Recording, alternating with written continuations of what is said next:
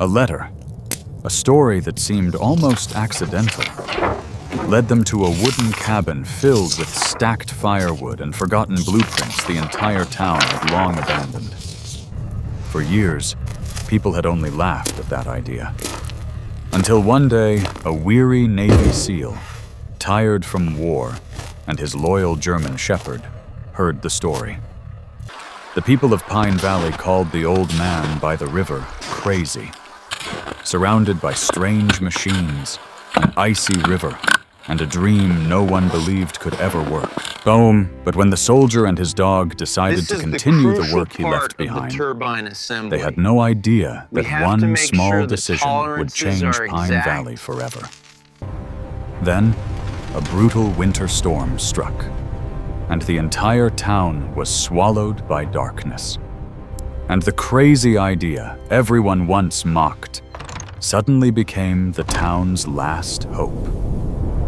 Before we begin, tell us where you're watching from, and don't forget to like and subscribe so we can keep bringing you more meaningful stories. Now, let's begin the story. Spring came early to the far north, the way a careful hand unties a knot instead of cutting it. The snow didn't vanish all at once.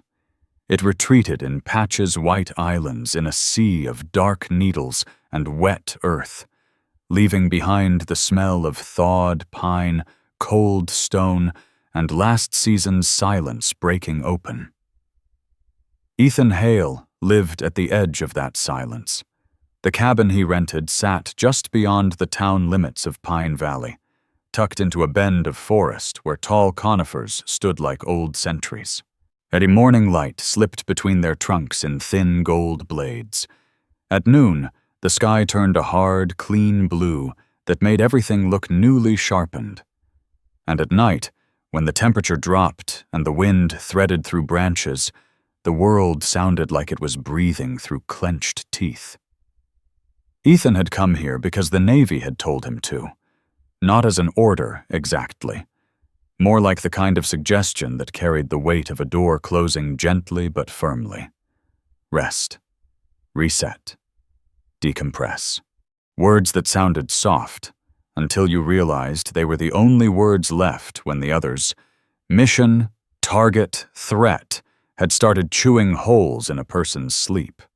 He was 35, about 6 feet tall, built lean and efficient, the kind of strength that didn't ask for attention. His face was clean-shaven down to the last shadow of stubble, as if even fatigue wasn't allowed to stay on him. And a square jaw and pronounced cheekbones gave him that disciplined geometry people associated with the military, the look of someone whose decisions were made before the question finished being asked. His hair was dark brown, clipped in a neat military cut, just slightly longer than regulation, the smallest rebellion that still obeyed the rules. His skin was fair, but weathered by northern wind, the sort of sunless burn that came from cold and distance rather than heat. But it was his eyes that did the talking when his mouth wouldn't. Gray-green, steady, unflinching. Not judging, not pleading, just awake, as if they'd seen too many doors open the wrong way and learned not to blink. He wore the same outfit every day, not because he didn't own other clothing, but because consistency was a rope he could hold onto. A worn tactical combat shirt in olive gray, softened by use, frayed lightly at the cuffs and shoulders where gear straps had rubbed it down. Under it, a dark red thermal shirt showed at the collar when he moved, a warmer color hidden like a heartbeat beneath armor. And his combat pants were old earth brown, with a moss tint knees scuffed, cargo pockets sagging slightly from habit. Work boots, scratched and dependable, and a battered military watch on his wrist, the kind that kept time the way a soldier did, without permission from anyone else. Inside the cabin, Ethan kept things clean, simple, almost austere. A kettle, a mug, a small stack of books he couldn't focus on, a duffel bag that never really unpacked. At night, he sometimes sat at the table, with his palms flat on the wood, breathing like someone listening for a radio signal that wouldn't come. His only constant was Coda. The German Shepherd was 6 years old, sable-coated in layered tones cream at the edges, gray and black braided through like smoke in fur. Athletic, not bulky, built for long distances and sudden turns. His amber eyes had the clear focus of a working dog, always reading the world as if it were written in scent and sound.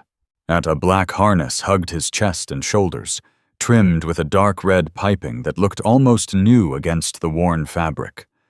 A handle sat on his back, made for steadying him or grabbing him fast.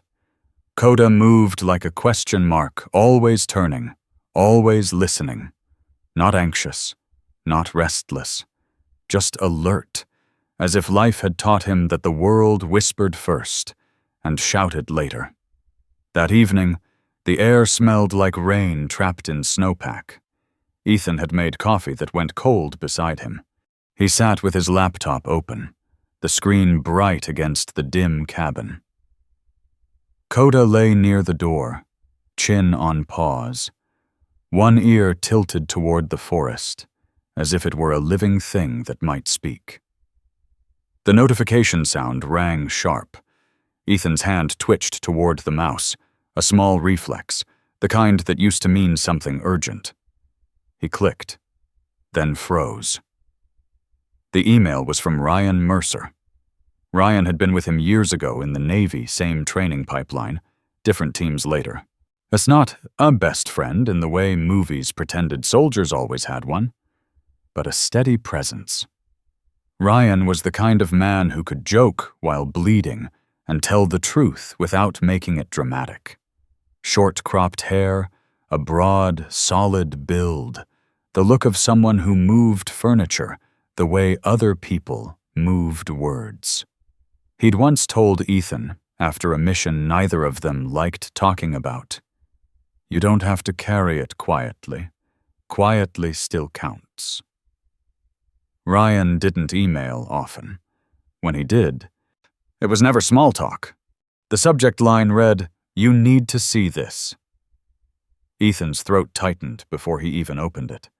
The message was short. Too short, which made it heavy. "You remember your field power proposal? The one they laughed off as too simple to work. There's an old guy up here in Pine Valley building it anyway. Everyone calls him crazy. But when I saw his yard, I thought of you." Then there was an attachment, a photo. Ethan clicked it, and the cabin seemed to dim around the brightness of the screen. And in the picture, a rustic property sat among pines and lingering snow.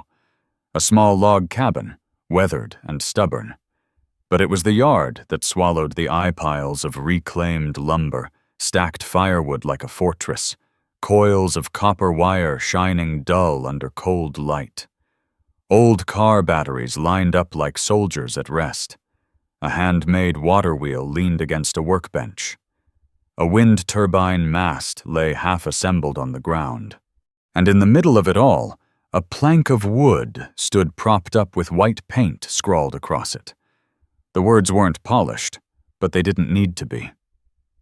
"Electricity belongs to the river and the wind." Ethan stared until the letters began to blur at the edges. His heart did something strange, an old muscle remembering a younger version of itself. In his mind, he saw a conference room with polished tables, fluorescent lights, and men who spoke in acronyms. Yet he heard his own voice explaining how a micro-hydro turbine and wind support could keep remote sites running without fragile supply lines. He remembered the look on a senior officer's face, a smile that wasn't kind. "Too simple to work," they'd said. Ethan had smiled back, because that was what you did. He'd filed the rejection away like a bullet casing proof of something fired, something spent.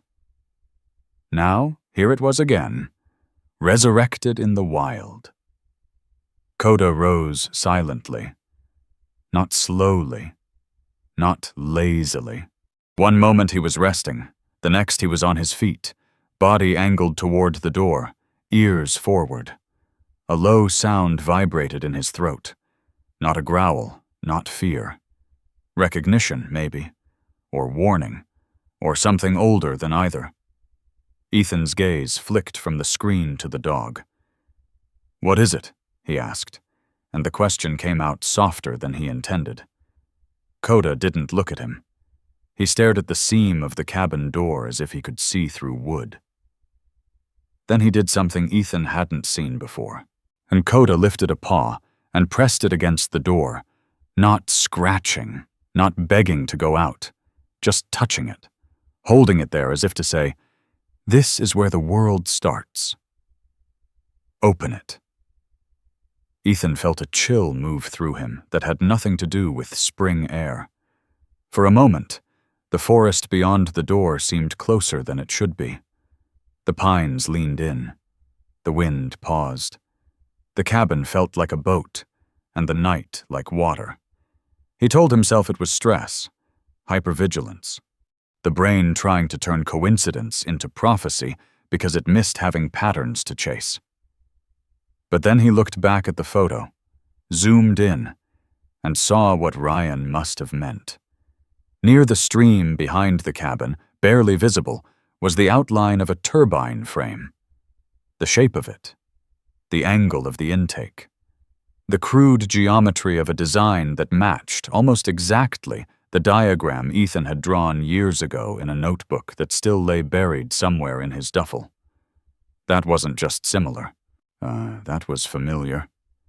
A laugh escaped Ethan's mouth, short and disbelieving more breath than humor. It sounded wrong in the cabin, like a tool dropped in a quiet church. "So you found a ghost," he murmured. "Or the ghost found me." Coda's tail thumped once, as if to approve of whichever explanation got them moving. Ethan read Ryan's email again, slower this time. He noticed the timestamp. Ryan had sent it only an hour ago, which meant Ryan had been thinking of him recently, thinking of him not as a soldier, not as a machine that would eventually burn out, but as a person who once believed in building something that saved lives without firing a shot. Ethan stared at the words on that wooden sign in the photo until they felt less like a statement and more like a dare. The Navy had taught him to move toward threats. Pine Valley wasn't a threat, but it was a question. And Ethan had been living in unanswered questions for months. He closed the laptop. The cabin seemed to exhale. Coda was already at the door, harness buckled, posture straight, as if he'd been waiting not for Ethan's decision, but for Ethan to remember he could still make one. Outside, the air was crisp and bright with moonlight. Snowmelt ran somewhere in the dark, whispering over stones. Ethan stepped onto the porch, and the cold bit his cheeks. Honest, clean, uncomplicated. But he breathed it in like medicine. He didn't call Ryan. Not yet.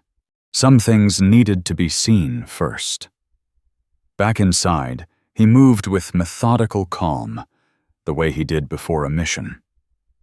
Keys, wallet, flashlight, gloves, a thermos of coffee that he actually drank this time.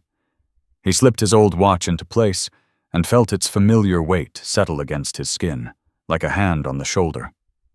Coda paced once, then sat, waiting patience sharpened by loyalty. Ethan knelt and looked into the dog's amber eyes. "You're sure about this?" he asked, because sometimes it helped to ask aloud, even if there was no answer. Coda blinked slowly, then nudged Ethan's wrist right where the watch sat, like he was reminding him that time didn't stop for fear. Ethan stood. The next morning, sunlight broke over Pine Valley like a promise. The road was wet in places, glittering where ice still clung to the shade. Ethan drove with both hands on the wheel, posture straight, jaw set, not tense, just decided. The forest unfolded around him. Pines, birch, openings where the snow had retreated to reveal dark ground and last year's leaves. In the distance, a line of mountains caught the light and held it like a blade. Coda sat in the passenger seat, head high, nose twitching at every change in scent, as if the world was a story he could read faster than any man. As the cabin disappeared behind them, Ethan felt something shift inside his chest. Not relief, not joy. Something quieter. A thread pulling. A river current under the surface. He didn't know what waited at the end of that road, an old man, a failed invention, a town full of laughter, maybe even another disappointment. But for the first time in a long time, Ethan Hale wasn't running from the noise in his head. He was driving toward a light he hadn't seen yet, guided by a photograph, an idea that refused to die, and a dog whose instincts moved like fate in fur and bone. Pine Valley came into view ahead, small and bright against the northern wild. Ethan didn't speed up. He didn't slow down. He just kept going. The road into Pine Valley curved like a quiet question through the forest. Ethan drove slowly, not because he was cautious, but because the land itself demanded patience. The road was narrow, patched in places where winter had bitten into the asphalt and left rough scars. Snow still lingered in the shadows of the pines, stubborn patches that refused to melt even under the pale northern sun. Coda sat upright in the passenger seat, his body steady with the rhythm of the truck. His amber eyes moved constantly, reading the landscape with instinctive precision. Watching deer tracks in the slush, listening to distant birds, catching scents that Ethan couldn't even imagine. The town appeared gradually. Pine Valley was small enough that the forest never really left it. Wooden buildings sat scattered along the main road like they had been placed there carefully by someone who didn't want to disturb the land too much. A diner with a faded red sign. A hardware store with tools hanging in the front window. A gas station that looked like it had been standing since before Ethan was born. A few people moved along the sidewalks, slow, deliberate, winter-heavy in their coats. The kind of town where strangers were noticed before they were welcomed. Ethan stopped at a four-way intersection where the only traffic light blinked yellow. He checked the directions Ryan had included in the email. North Road, past the ranger sign, dirt path by the river, and the directions felt less like instructions and more like clues. He drove again. The town disappeared quickly behind him, replaced once more by tall forests and the quiet breath of the wilderness. Eventually, the asphalt gave way to gravel. The truck's tires crunched softly as the road narrowed and dipped toward a valley where a stream cut its silver path through the trees. Then, Ethan saw it. Walter Briggs's property. The place looked less like a home and more like a storm of ideas that had landed in the middle of the woods. A small log cabin stood at the center, weathered but sturdy. The logs had darkened with age, their surfaces rough with the kind of wear that came from decades of cold winters and stubborn survival. The roof was metal, painted green long ago, but now fading into dull patches where rust had begun its slow, patient work. But the yard was something else entirely, and stacks of firewood rose like miniature walls around the property, carefully arranged in rows that showed the discipline of someone who understood long winters. Between them stood tables covered in tools, wires, metal parts, and pieces of machinery that looked like they had lived several different lives. Old car batteries sat in clusters beside coils of copper wire. Wooden frames leaned against sawhorses. Metal pipes rested in pile. like the bones of unfinished machines. And near the stream that cut along the edge of the property stood a structure that immediately caught Ethan's attention. A half-built turbine frame. Even from the truck, Ethan recognized the geometry, the intake angle, the housing shape. It was crude built from scavenged metal and wood, but the idea behind it was unmistakable. He parked the truck slowly.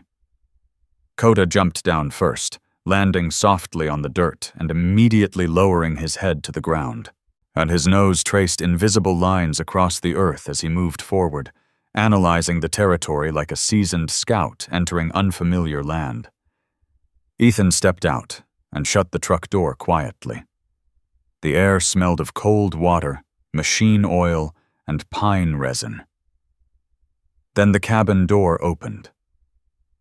Walter Briggs stepped onto the porch.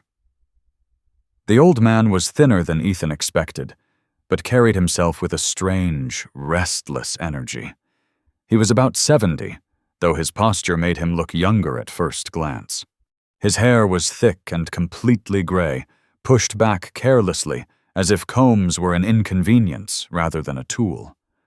A short beard framed his jaw, silver and uneven, suggesting he shaved only when he remembered to. He wore a red and black flannel shirt beneath a faded brown canvas jacket. The sleeves were rolled up, revealing forearms lined with age spots and thin scars that looked like they had come from years of working with tools rather than fighting battles. Walter's eyes were bright, not the tired brightness of someone pretending to be hopeful. Real brightness, the kind that belonged to a mind that refused to stop thinking. "You must be the soldier," Walter said. His voice was rough but carried easily through the quiet yard. Ethan walked forward, extending a hand. "Ethan Hale." Walter gripped his hand firmly. His handshake was surprisingly strong. "I figured Ryan would eventually send you," Walter said with a small grin. "He talks about you like you're the only man he knows who still believes simple ideas deserve a chance." Ethan glanced toward the turbine frame near the stream. "You built that?" Walter followed his gaze. "Started it," he said. "Finishing it is another matter." Coda approached cautiously, stopping a few feet from the old man. Walter crouched slightly, studying the dog with quiet curiosity. "Well now," he murmured. "That's a working shepherd if I've ever seen one." Coda's ears flicked forward, but Walter extended a hand, not reaching, not grabbing, just offering. Coda sniffed once, then accepted the gesture. "Name?" Walter asked. "Coda." Walter scratched behind the dog's ear with a familiarity that suggested he had spent a lifetime around animals. "Good eyes," the old man said softly. "Dogs like that don't miss much." Ethan noticed the yard again. The machines, the wires, the turbine. None of it looked random. Everything had a purpose. Walter stood again and gestured toward the stream. "Come see what the river has been trying to tell me." They walked toward the water. The stream ran clear and cold, its current fast from spring melt. The sound of it filled the valley with a steady, whispering energy that seemed to vibrate through the ground itself. Walter pointed to the turbine frame. "I've been studying this river for 6 years," he said. "Flow speed stays steady year-round. Winter slows it down, but not enough to stop it." Ethan crouched beside the frame, and examining the metal brackets. "They're misaligned," he said after a moment. Walter smiled. "Yes." "You knew that?" "Of course I did." Ethan stood. "So why haven't you fixed it?" Walter shrugged lightly. "Because lifting that frame requires 2 men and a back that doesn't argue with gravity." Ethan looked at the machine again. For a moment, the forest seemed to grow quiet around them. Then something happened. Coda suddenly froze. The dog's body stiffened as his ears snapped upright. And he wasn't looking at the forest. He was staring at the stream. Water rushed over the rocks, bright and restless. But Coda didn't blink. Slowly, deliberately, he stepped toward the edge of the bank and sat down. Then he tilted his head, not in confusion, but in a kind of listening. Ethan followed the dog's gaze. At first he saw nothing unusual. Then the sunlight shifted across the water. For a brief moment the stream caught the light in a way that revealed something beneath the surface, a deeper channel, and a narrow cut in the riverbed where the current moved faster and stronger than the surrounding flow. Walter noticed it too. His eyes widened slightly. "Well," he murmured, "I'll be damned." Ethan looked from the water back to the old man. "You didn't see that before?" Walter shook his head slowly. "No." The current rushed through that channel with focused energy, exactly where a turbine intake would draw the most power. Walter laughed quietly, a sound of genuine wonder rather than victory. "Sometimes," he said, "the river decides it's time to introduce itself properly." Coda remained still, watching the water like it was telling him a story. Ethan felt something shift in his chest again. Not coincidence, not luck, something closer to alignment.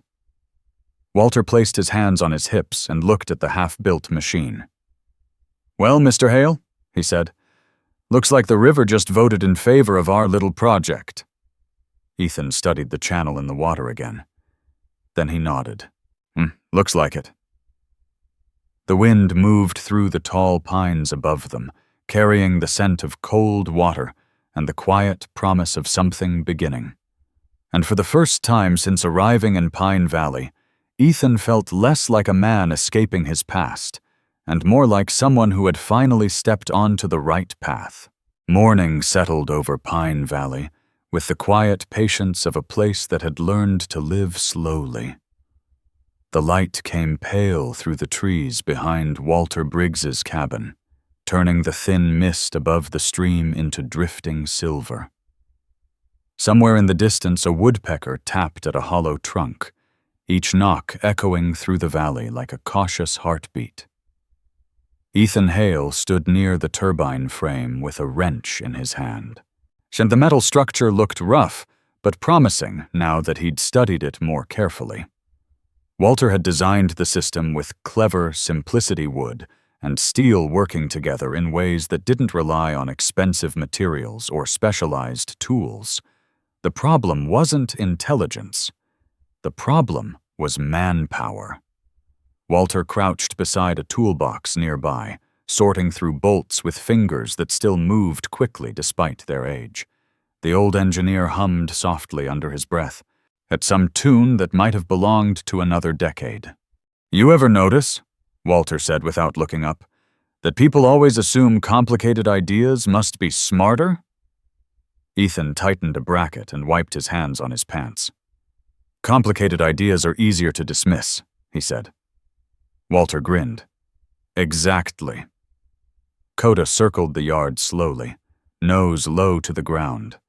His sable coat caught the sunlight in layered shades of gray, cream, and black. The dog moved like a professional investigator, silent, deliberate, absorbing every scent the wind carried. Every few steps he paused to glance toward the forest line. Not nervous, just aware. Walter noticed the dog's movements. "That shepherd yours," he said, nodding toward Coda. "He acts like he's on patrol." "He was," Ethan replied, simply. Walter chuckled. "Well, that explains the posture." They worked for nearly an hour, adjusting the turbine supports and examining the intake pipe Walter had built from salvaged steel tubing. By mid-morning, the quiet of the forest began to change. The distant rumble of an engine carried along the dirt road. Walter sighed. "Ah," he muttered, "the welcoming committee." A dark green pickup truck rolled into the clearing, and stopped near the woodpile. The engine shut off with a mechanical cough. The driver stepped out. Sheriff Daniel Brooks. He was a large man in his early 50s, built like someone who had spent years hauling equipment and breaking up fights. His shoulders were wide beneath a thick Navy sheriff's jacket, and his hair salt and pepper was cropped close to his head. A trimmed mustache framed his upper lip, giving him the look of a man who valued tradition and routine. His eyes were steady, but cautious. The eyes of someone who had spent a lifetime trying to keep a small community from drifting into trouble. Sheriff Brooks adjusted the radio clipped to his belt and walked toward them. "Mornin', Walter." Walter straightened up slowly. "Daniel." The sheriff's gaze moved to Ethan. "You must be the new helper." "Ethan Hale." They shook hands. Brooks's grip was firm but measured, the way lawmen greet strangers, strong enough to show confidence, careful enough not to show aggression. "I heard you were a Navy SEAL," the sheriff said. Ethan nodded once. "Was." Brooks glanced at the turbine frame. "That thing safe?" Walter spread his hands. "Safer than half the snowmobiles people drive around here." The sheriff didn't smile. "My concern isn't snowmobiles," he said calmly. "My concern is a homemade power system catching fire in the middle of dry forest." Ethan could see the calculation in the sheriff's expression. Not hostility, responsibility. Before Walter could respond, another vehicle appeared behind the sheriff's truck. A silver SUV pulled into the clearing, dust rising behind its tires. The driver stepped out and shut the door carefully. Lena Whitaker. She looked younger than Ethan expected. Late 20s, perhaps, but carried herself with a quiet confidence that made people instinctively step aside. Lena stood about 5'7", with a lean, athletic build that suggested she spent more time outdoors than behind a desk. Her brown hair was pulled into a low ponytail, strands escaping around her temples in the morning breeze. Her eyes were sharp and observant, the color of dark hazel that seemed to weigh everything it saw, and she wore a practical blue-gray work jacket over a thick sweater, dark jeans, and waterproof boots. A canvas tool bag hung from one shoulder. Walter raised an eyebrow. "Didn't expect the engineering department to show up too." Lena stepped closer, studying the turbine frame without greeting anyone immediately. "I heard rumors," she said. Her voice carried the calm clarity of someone used to explaining complicated systems to people who didn't want to hear about them. "I figured I should see it before those rumors turned into a fire hazard report." Sheriff Brooks crossed his arms. "That's exactly why I'm here." Ethan watched Lena examine the intake pipe and the support beams. She crouched beside the frame, running her hand across the metal brackets. "You welded this yourself?" she asked Walter. Walter nodded. "Mostly." She checked the alignment. Then she leaned back slightly, studying the design. For a moment her expression softened, not with approval exactly, but with reluctant interest. "This might actually work," she murmured. Walter smiled like a man who had been waiting years to hear those words. But the moment didn't last long. A third vehicle arrived. A black sedan rolled slowly into the clearing and stopped near the sheriff's truck. The man who stepped out looked out of place immediately. Mark Dalton was tall and clean-cut, wearing a charcoal overcoat and polished shoes that seemed almost offended by the dirt beneath them. His dark hair was neatly combed back, and his expression carried the calm confidence of someone accustomed to offices, contracts, and quiet authority. He approached the group with measured steps. "Good morning," Dalton said. Walter's smile faded slightly. "Didn't expect Northern Grid to send a representative." Dalton clasped his hands in front of him. I was passing through the region when I heard about a community power experiment. Sheriff Brooks sighed. That's one way to describe it. Dalton glanced at the turbine frame. Small hydroelectric installations can be dangerous if not properly regulated. Ethan noticed the subtle tension that settled across the clearing. Walter folded his arms. Funny, he said quietly. Your company never seemed worried about danger when power lines go down every winter. Dalton ignored the remark. Instead, he turned to Ethan. You're new here. Just visiting? Dalton's eyes lingered on the turbine. You should know projects like this often end badly. Ethan didn't respond. The forest wind shifted gently through the pines. And then something happened. Coda, who had been lying quietly near the woodpile, suddenly stood up. Not abruptly, not with alarm. He simply rose and walked toward Lena. The shepherd stopped beside her and sat, looking up at her face with an unusual stillness. Lena glanced down. Her expression changed slightly. You trust me already? She asked the dog. Coda didn't move, but he simply held her gaze. For a moment, the entire yard seemed to pause around that silent exchange. Lena slowly knelt and placed her hand on the dog's harness. Her fingers brushed the dark red trim. Good boy, she whispered. Coda wagged his tail once. Then he turned his head toward the turbine frame. Lena followed the direction of his gaze. She looked at the metal supports again. Longer this time. Something in her expression shifted like a puzzle piece settling into place. This intake bracket, she said suddenly. Walter leaned forward. What about it? It needs reinforcement here, she said, tapping a section near the joint. If the current increases during spring melt, this part will take most of the stress. Walter blinked, then laughed softly. Well, I'll be. Ethan crossed his arms thoughtfully. You're saying the structure will hold if we strengthen that point? Lena nodded. Yes. Sheriff Brooks watched the exchange carefully. So you're telling me this thing might actually work? Lena stood up. It might. Dalton frowned slightly. But even if it does, he said smoothly, small independent power systems still require permits. Walter shrugged. Then I suppose we'll cross that bridge when the river lights it up. The wind moved through the trees again, carrying the scent of wet earth and cold water. Ethan looked at the turbine frame. For the first time, the project didn't feel like a strange idea in the woods. It felt like the beginning of something real, and Pine Valley, whether it liked it or not, had just become part of the experiment. The morning after the gathering in Walter Briggs's yard arrived with a cold clarity that belonged only to the northern mountains. Sunlight spilled through the pine branches like pale gold dust, touching the stream with quiet brightness.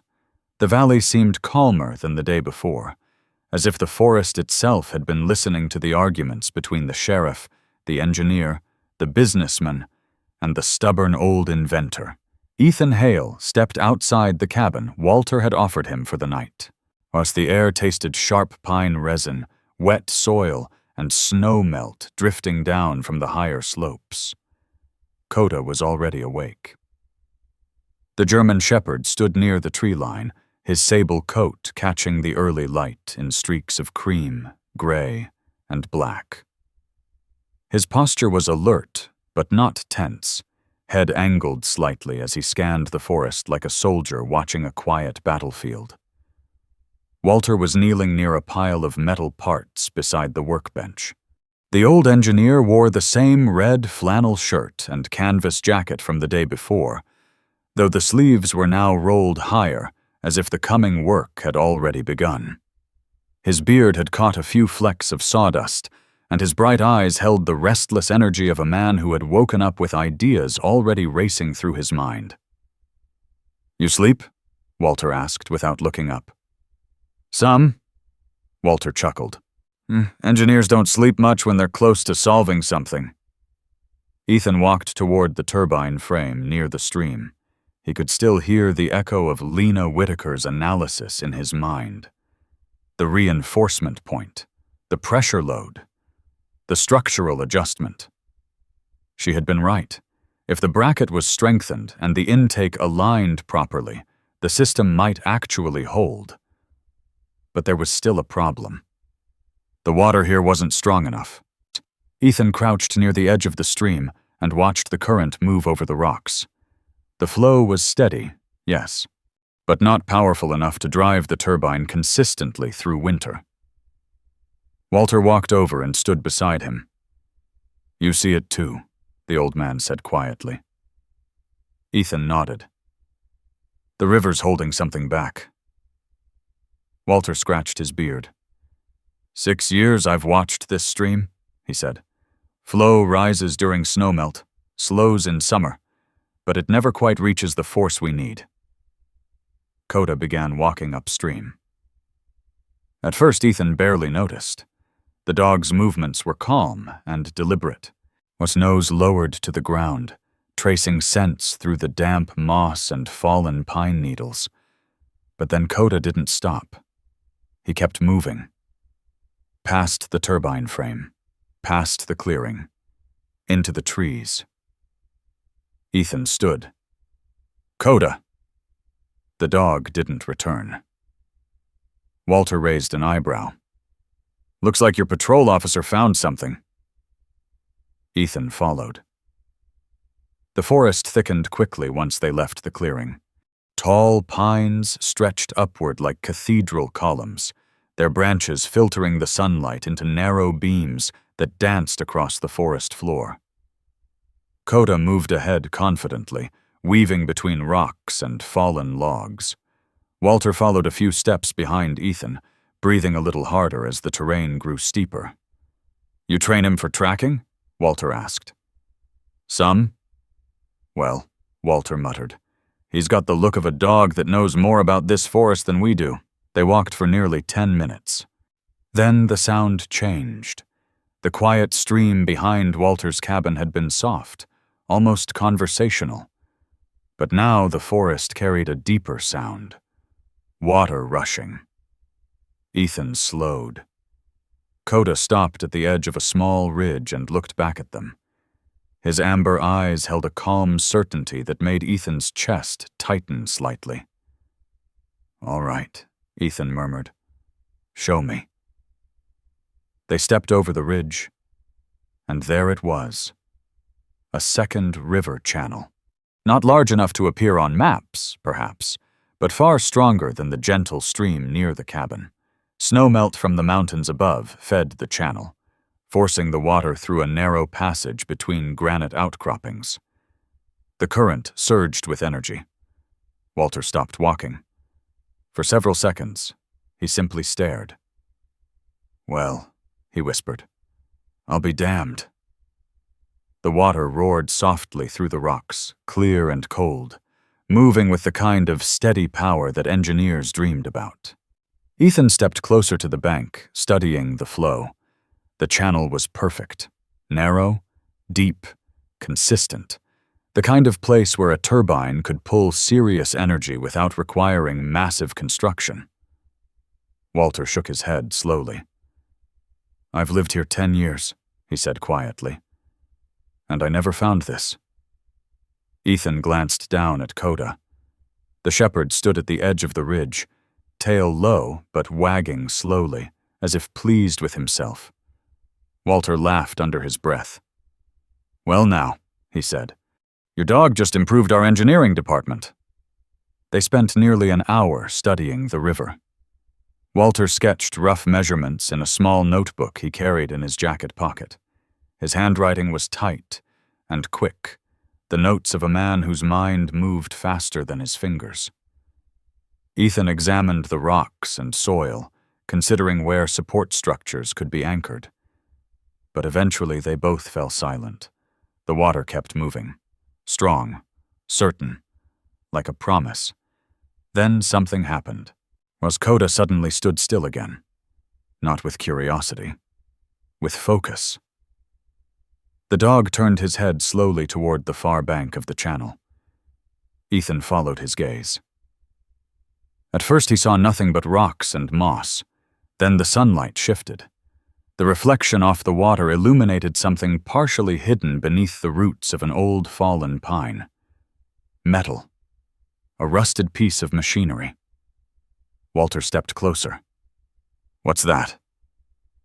Ethan crouched and brushed away the dirt. The object revealed itself slowly. An old turbine blade, weathered and half buried in the soil, but unmistakable in its shape. Walter's eyes widened. "No way." He knelt beside Ethan, running his fingers along the rusted metal. This is part of a micro-hydro system." Ethan studied the blade carefully. "How old?" Walter leaned back slightly, thinking. 20 years, maybe? The old engineer's expression shifted, slowly, curiously. "Someone tried this before." The forest seemed to hold its breath. What Walter sat back on his heels, staring at the buried turbine blade as if it had just whispered a secret. "I always wondered why the locals called that lower bend the old power bend," he said quietly. Ethan looked at the river again. For the first time, the project felt less like an invention, and more like a continuation. Walter stood slowly, brushing the dirt from his hands. "Well," he said, "looks like the river's been waiting a long time for someone to listen properly." Coda walked back toward the ridge and sat down, watching the two men with the quiet patience of a creature who already knew they would follow. Ethan stood and looked once more at the powerful current cutting through the granite channel. Something inside him shifted again. Not excitement, something steadier. Purpose. Walter closed his notebook and tucked it into his jacket pocket. "Mr. Hale," he said with a grin, "I believe your dog just found the future of Pine Valley." Ethan nodded. And together, they turned back toward the cabin, carrying the quiet certainty that the river had finally revealed its true strength. The morning began with optimism. The kind of optimism that grows slowly when a difficult idea finally starts to feel possible. Walter Briggs was already awake before sunrise, sitting at the rough wooden table inside his cabin with a cup of black coffee steaming in front of him. The old engineer's gray hair was uncombed and standing in every direction, evidence that sleep had visited him only briefly. In front of him lay 3 sheets of paper, filled with sketches, and each page showed a slightly different version of the turbine structure they planned to move to the narrow river channel Coda had discovered. Walter tapped the pencil against his notebook as Ethan entered. "You ever notice," Walter said without looking up, "how solutions tend to appear right after you decide you're stubborn enough to keep going?" Ethan leaned against the doorway. "Or right after you stop looking for them." Walter smiled. "Maybe the river rewards patience." Outside, the valley glowed under a pale sky. The mountain air held the cool edge of lingering snowmelt, and the sound of rushing water drifted faintly through the trees. Coda sat near the doorway. The 6-year-old German shepherd watched the room quietly, his amber eyes reflecting the slow morning light. His sable coat layers of cream, gray, and black moved gently each time the breeze slipped through the open window. Unlike the restless energy of the previous day, the dog seemed calm, but his ears never stopped listening. While Ethan walked outside and stretched, the turbine frame waited beside the stream like a sleeping machine. They had spent the previous evening reinforcing the weak support bracket Lena Whitaker had pointed out. Extra steel plates now strengthened the joint, bolted tightly into place. Walter stepped outside with his notebook. "If we can reposition the frame before noon," he said, We might be able to test the rotation by late afternoon. Ethan studied the frame. It was heavier than it looked, but manageable. We'll need to move it carefully, he said. Walter nodded. I built half of it myself. I'd prefer it not to collapse before it gets the chance to prove me right. They began the slow process of relocating the turbine toward the stronger river channel upstream. The work was careful and methodical. Ethan handled most of the lifting. Years of military training had left him with the kind of strength that moved efficiently rather than dramatically. Walter guided the alignment. Here's some measuring angles and distances with the precision of a man who had spent decades thinking in forces and currents. Coda followed them quietly. Every few minutes, the shepherd walked ahead, checking the ground and the edges of the forest before circling back. The new turbine position overlooked the narrow granite channel where the river forced itself through the rock. The current surged there with steady power. Walter's eyes lit up every time he looked at it. That, he said softly, is what 6 years of waiting looks like. They secured the frame to temporary supports near the bank. The work was almost finished. Ethan lifted the final support beam into position, while Walter tightened the mounting bolts. The river roared louder here than it did near the cabin. Cold spray drifted into the air, carrying the scent of mountain snow. Then Coda barked once. The sound cut through the noise of the river. Ethan turned immediately. The shepherd stood at the edge of the bank, staring upstream. His body was tense, not afraid, alert. Ethan followed his gaze. Something moved in the water. At first, it looked like nothing more than debris, a large piece of driftwood carried by the current. Walter squinted toward the channel. Probably just a log, he said. But the river moved fast, faster than they had expected. The driftwood struck the turbine frame before Ethan could react. The impact came with a sharp, metallic crack, whilst the support beam twisted violently. Walter shouted, "Watch out!" The frame lurched sideways. Ethan grabbed the steel housing instinctively, trying to stabilize the structure. But the current surged harder. The driftwood jammed against the intake pipe, forcing the turbine frame to tilt dangerously toward the water. Walter rushed forward to help. His boot slipped on the wet rock. For a brief moment, the old engineer's balance vanished.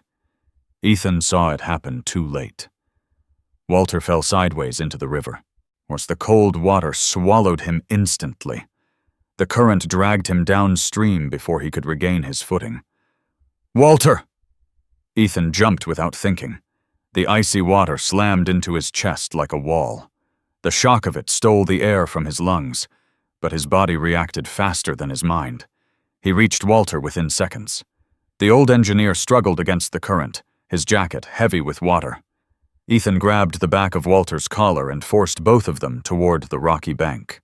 Coda barked again, pacing along the edge of the river as the two men fought against the current. Ethan found a foothold against the granite and shoved Walter upward.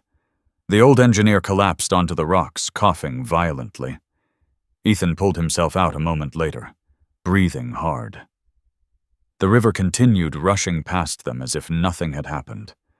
Walter lay on his side, clutching his ribs.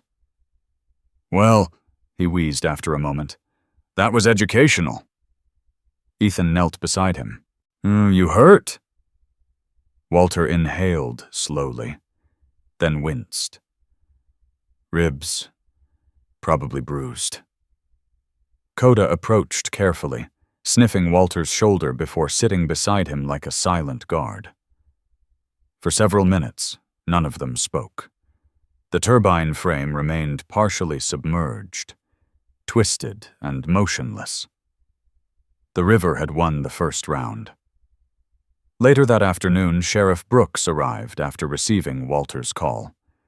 The sheriff stepped out of his truck with the heavy stride of a man who expected trouble. When he saw the damaged turbine frame, his expression darkened. "I warned you," Brooks said quietly. Walter sat on a wooden crate, holding a bag of ice against his ribs. "We're still standing." Brooks shook his head. "You nearly weren't." The sheriff looked at Ethan. "You pulled him out?" Ethan nodded. Brooks sighed. "I'm putting a temporary stop on this project," he said firmly. Walter looked up. "You can't." "I can," Brooks replied calmly. "No, until I know this thing won't kill someone." Before Walter could respond, another vehicle appeared on the road. Mark Dalton stepped out of his sedan with the calm confidence of someone who had predicted exactly this outcome. He looked at the damaged turbine frame. "Well," Dalton said quietly, "this is unfortunate." Walter stared at him. "You enjoying the show?" Dalton clasped his hands behind his back. "I'm simply observing the consequences of unregulated engineering." The old engineer said nothing. Ethan looked at the river again. The current surged through the granite channel with the same relentless strength, as if the accident meant nothing to it. Coda sat beside the water's edge. The shepherd watched the flow carefully, not with fear, with thought. And for the first time since the accident, Ethan realized something. The river hadn't rejected their idea. It had simply exposed its weakness. Walter followed Ethan's gaze. After a long moment, the old engineer smiled faintly. "The river's not wrong," Walter said quietly. "We just built it wrong." Ethan nodded. And somewhere in the rushing sound of the current, the project's next answer waited. Winter returned to Pine Valley with the quiet authority of something that had never really left. By early December, the mountains had pulled a gray sky down over the valley.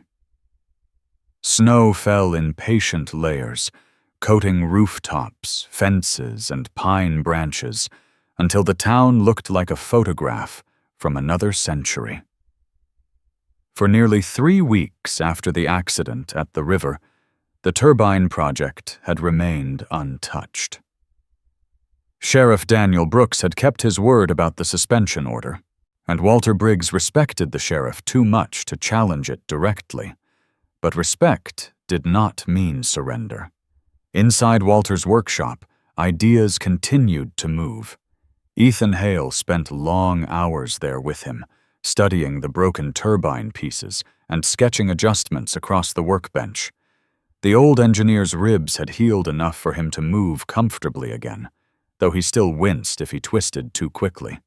Walter had trimmed his gray beard shorter during those weeks, giving his face a sharper look that made him appear younger when he concentrated. "Failure is a good teacher," Walter said one evening as he adjusted a drawing. "Painful teacher," Ethan replied. Walter nodded. "But honest." The redesign took shape slowly. The new turbine would be stronger, more flexible, protected by angled deflectors that would push drifting logs away from the blades. The river had given them a lesson.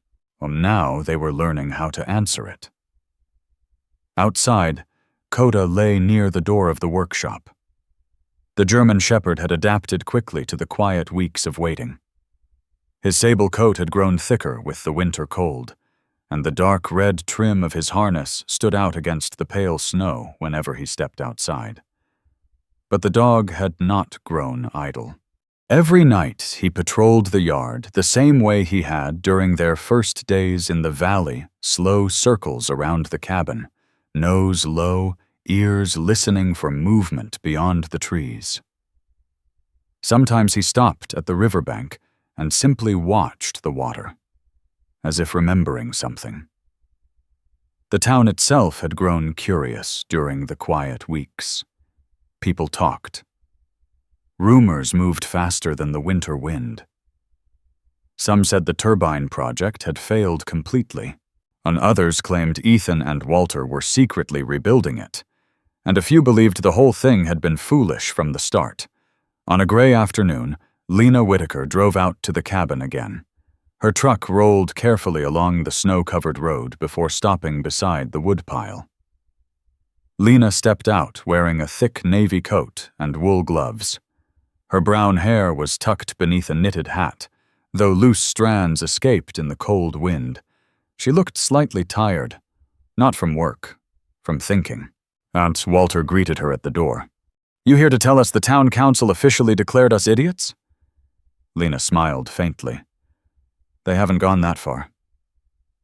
She stepped into the workshop and studied the new turbine sketches.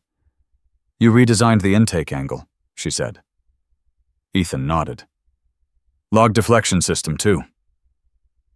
Lena examined the drawings carefully. For a long moment, she said nothing. Then she looked up. "It might work," she admitted. Walter grinned. "Oh, that's the nicest thing anyone's said about this project in months." But before the conversation could continue, Coda suddenly stood up. The dog walked to the workshop door and pushed it open slightly with his nose. Cold air spilled into the room. Ethan followed him outside. The valley was quiet. Too quiet. Even the wind seemed to pause between the trees. Coda moved toward the riverbank. Slow. Focused. Ethan watched him carefully. The shepherd stopped at the edge of the snow-covered clearing and looked toward the distant town lights barely visible through the forest. For a moment, nothing happened. Then the lights flickered. Once. Twice. And went out. The valley fell into darkness. Ethan stared toward the town. The electrical grid had failed. Behind him, Lena stepped outside. She saw it too. "That's not good," she said quietly. Walter joined them a moment later. The old engineer looked toward the dark valley. "Well," he murmured, "looks like Northern Grid's having a bad night." The wind began to rise. Snow whipped across the clearing.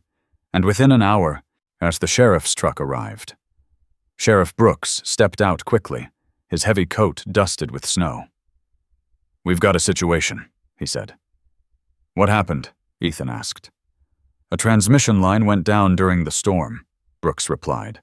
"Whole town lost power." Lena frowned. "The backup generators?" "Two of them failed," Brooks said. Walter looked at the sheriff carefully. "How long before the power company fixes it?" Brooks shook his head. "Could be hours, maybe longer." Snow continued falling. The temperature dropped quickly once the town lights disappeared. Walter rubbed his chin. "Well," he said slowly, "we might have a temporary solution." The sheriff raised an eyebrow. "You're not suggesting—" Walter gestured toward the river. "The turbine system still works in basic form." Brooks hesitated. "You said the project was suspended," Walter reminded him. "Yes. And now the town's freezing." The sheriff sighed heavily. "Temporary," he said. "Temporary," Walter agreed. Within the hour, just the three men and Lena worked through the storm. They hauled the reinforced turbine frame to the river channel where the earlier accident had happened. The redesigned deflectors were installed quickly, angled like metal wings to guide debris away from the intake. Ethan handled most of the heavy lifting. Walter directed placement. Lena checked the electrical connections with precise efficiency. Snow swirled around them while the river roared beneath the growing ice along its edges. Coda stood watch nearby. The shepherd's ears twitched constantly, scanning the dark forest. Finally, the system was ready.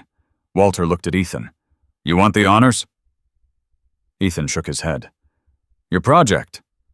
Walter smiled softly. Then he flipped the switch. The turbine blades began turning slowly. At first, the motion was hesitant. Then the current caught the blades. The rotation grew stronger. Steady. Power flowed through the cables toward the temporary grid line Sheriff Brooks had connected earlier. For several seconds, nothing happened. Then the valley lights returned. One house? Two. Then the entire town glowed again beneath the falling snow. Sheriff Brooks stared toward the horizon. "I'll be damned," he said quietly. Lena watched the turbine spin. A faint smile crossed her face. Walter leaned on the railing near the riverbank, breathing slowly. But the storm continued swirling above Pine Valley, but the town was no longer dark. And for the first time since the accident, weeks earlier, the river had answered their effort with something that looked very much like approval. The storm passed slowly.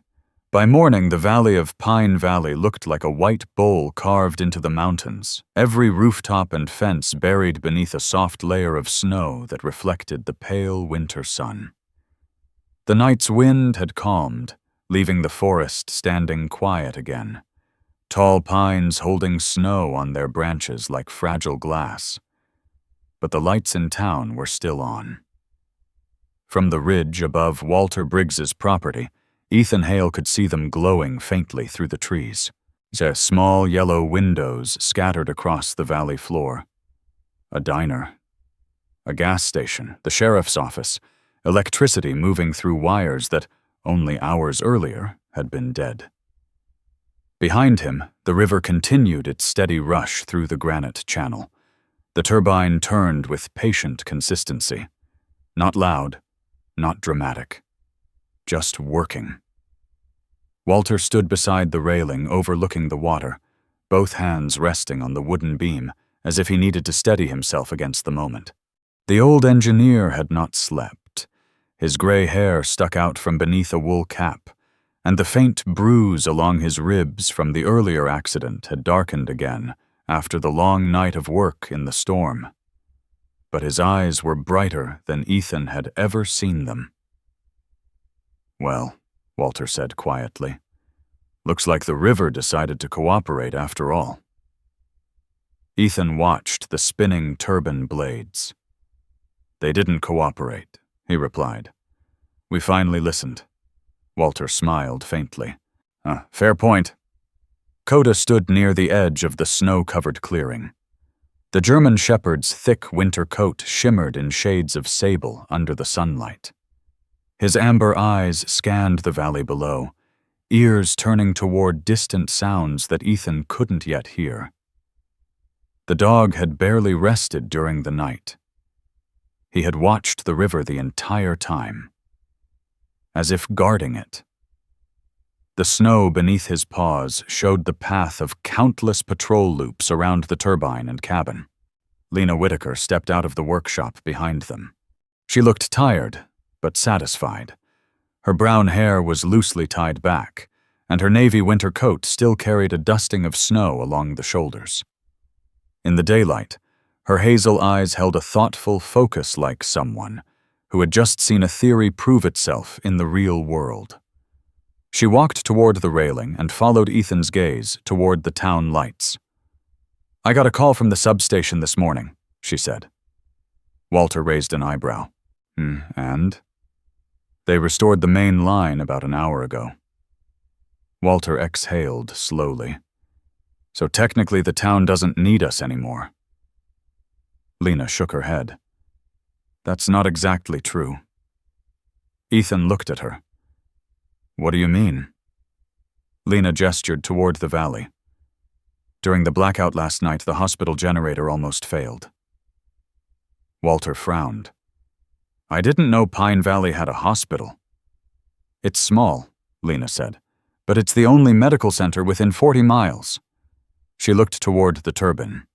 If the river hadn't powered those temporary lines, they would have had to evacuate patients into the storm. Walter rested his chin in his hand. "Well," he murmured, "that's a good reason to keep the river running." Down the dirt road, the rumble of an engine approached. Sheriff Daniel Brooks's truck rolled into the clearing, tires crunching over packed snow. The sheriff stepped out wearing a heavy winter coat and thick leather gloves. His breath formed clouds in the cold air as he walked toward the turbine. Brooks studied the spinning blades for a long moment. Then he looked at Walter. "I owe you an apology." Walter blinked. "That's new." Brooks gave a tired half-smile. "I was worried this thing would get someone killed." Walter shrugged. Fair concern. Brooks gestured toward the town below. But last night it probably saved lives. For several seconds, the four of them stood quietly, listening to the river move through the valley. Then another vehicle arrived. Mark Dalton stepped out of his dark sedan with his usual polished composure. His black overcoat looked oddly formal against the snowy clearing, and his carefully styled hair remained perfectly in place despite the wind. He walked toward the turbine slowly, studying it with narrowed eyes. "So," Dalton said, "it works." Walter leaned against the railing. "Seems that way." Dalton looked toward the valley lights. "This changes things." Ethan watched him carefully. "Meaning?" Dalton clasped his hands behind his back. "Northern Grid could incorporate microgeneration systems like this into remote towns." Walter laughed softly. Funny how that idea sounded impossible a few weeks ago. Dalton didn't answer. Instead, he turned toward Ethan. "You designed the reinforcement system." Ethan shrugged slightly. "Walter designed the original turbine." Dalton studied him. "You ever considered consulting work?" Ethan didn't respond. Not immediately. The wind moved gently through the pines again, shaking snow from the branches in soft falling curtains. Coda suddenly lifted his head. The dog turned slowly toward the river. Ethan noticed the change instantly. "What is it?" Coda walked closer to the water's edge. The shepherd sat there for a moment, watching the current flow past the turbine. Then he did something strange. He lowered his head slightly. Not sniffing, not searching, almost acknowledging. Walter noticed too. "What's he doing?" Ethan didn't answer right away. The river moved beneath the turbine blades with the same steady strength it had shown all winter. For a brief moment, the sunlight struck the water in a way that lit the current like liquid glass. Coda remained still, and Ethan felt the same quiet realization he had experienced weeks earlier when he first saw Walter's yard full of machines. Some forces didn't belong to anyone. They only waited for someone patient enough to understand them. Walter straightened slowly. "Well," the old engineer said, "I guess the river and the wind finally won their argument." Lena smiled softly. Sheriff Brooks nodded once. Even Dalton said nothing. Ethan looked across the valley again. The town lights were still glowing. But something had changed. The turbine no longer felt like a desperate experiment. It felt like the beginning of something that could last. Coda stood and walked back toward Ethan, sitting beside him with quiet loyalty. Ethan placed a hand on the dog's neck. "Looks like you found the right river after all," he murmured. The wind moved across the valley, carrying the sound of water and the faint hum of electricity through the cold mountain air. And Pine Valley, once dark and uncertain, now held a new kind of light, one born not from distant power lines, but from a river that had been waiting patiently to be heard. Before the story ends, there is one quiet truth worth remembering. Sometimes the miracle is not the river, the machine, or even the light that finally comes back on. Sometimes the miracle is that people are placed in the right place at the right moment. A tired soldier who needed peace, an old man who refused to give up on an idea, a town that didn't believe until it had no other choice, and even a loyal dog whose instincts led the way. Many people would call that coincidence, but others might call it something deeper. Throughout history, God has often worked through ordinary people, ordinary places, and simple ideas, not through thunder or spectacle, but through patience, courage, and the quiet decision to keep doing what is right, even when the world laughs. Maybe that is how miracles still happen today. Not as something magical that appears out of nowhere, but as something that grows when people listen carefully, help each other, and trust that God can guide even the smallest actions toward something meaningful. The light that returned to Pine Valley was not just electricity, it was hope. And hope is something we all need in our everyday lives. Maybe you are watching this today during a difficult season. Maybe you are waiting for your own light to come back on. If so, remember this: God often works in ways we do not recognize at first. A conversation, a small act of kindness, a new opportunity, even an unexpected path. These can be the rivers that change our lives. So if this story meant something to you, take a moment to share it with someone who might need encouragement today. Leave a comment and tell us where you are watching from and what message you took from this story. And if you enjoy stories about faith, courage, and second chances, consider subscribing to the channel so we can continue sharing more of them with you. Before you go, may God bless you and your family.